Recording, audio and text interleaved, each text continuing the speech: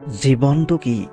জীৱনটো ভালদৰে বুজিবলৈ হ'লে যাবলগীয়া ঠাইসমূহ হৈছে ১.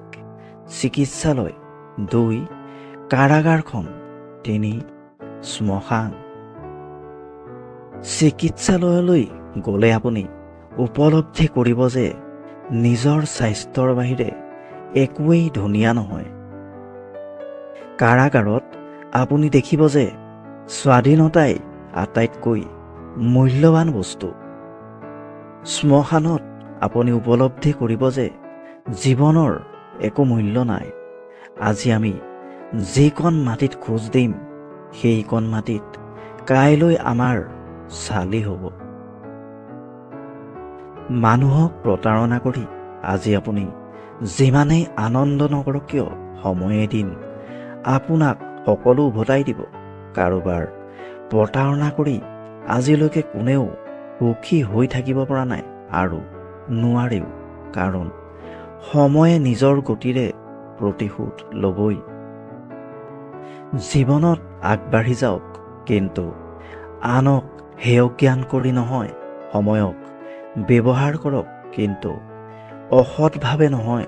জীৱনত অগ্ৰগতি লাভ কৰক, কিন্তু কাকো প্ৰতাৰণা কৰি নহয়।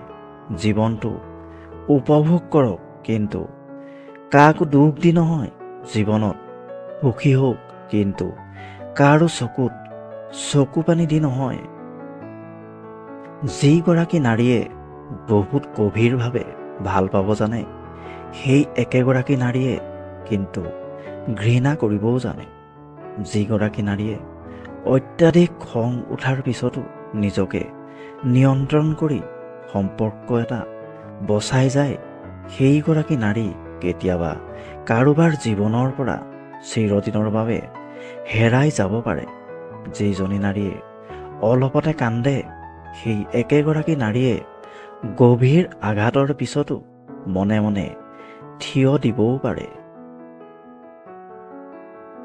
যিজনী নাৰীয়ে বাৰে বাৰে অৱহেলিত হৈ আছে, তেওঁ আনক অৱহেলা কৰিবও জানে।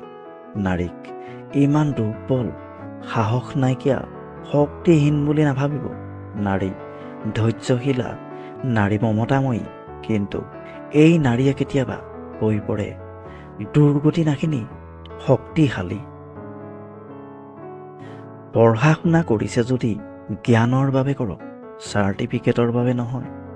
ভাল যদি পাইছে তেন্তে নিস্বাৰ্থভাৱে ভাল পাওক, স্বাৰ্থৰ বাবে নহয়। যদি সন্মান কৰিছেই গুণ দেখি কৰক, ধন সম্পত্তি চাই নহয়। যদি বিশ্বাস ৰাখিছে নিজৰ ওপৰত ৰাখক, আনৰ ওপৰত নহয়। আপোনজন বাছনি কৰিছে যদি চৰিত্ৰটো লৈ চাই বাছনি কৰক, চেহেৰা চাই নহয়। সৰু এটা ভুলৰ বাবে কোনোবাই যদি আপোনাক এৰি যায়, আপোনাক অপমান কৰে, তেতিয়াহ'লে সেইজন ব্যক্তি আপোনাৰ লগত থকাৰ যোগ্যতাই নাই। জীৱনত অহা বেয়া সময়বোৰে বহুত কথাই শিকায়। অকলে থাকিবলৈ শিকায়, সাহসী হ'বলৈ শিকায়, ধৈৰ্য ধৰিবলৈ শিকায়, জীৱনৰ অৰ্থ বুজিবলৈ শিকায়, শক্তিশালী হ'বলৈ শিকায়, মানুহক চিনি পাবলৈ শিকায়।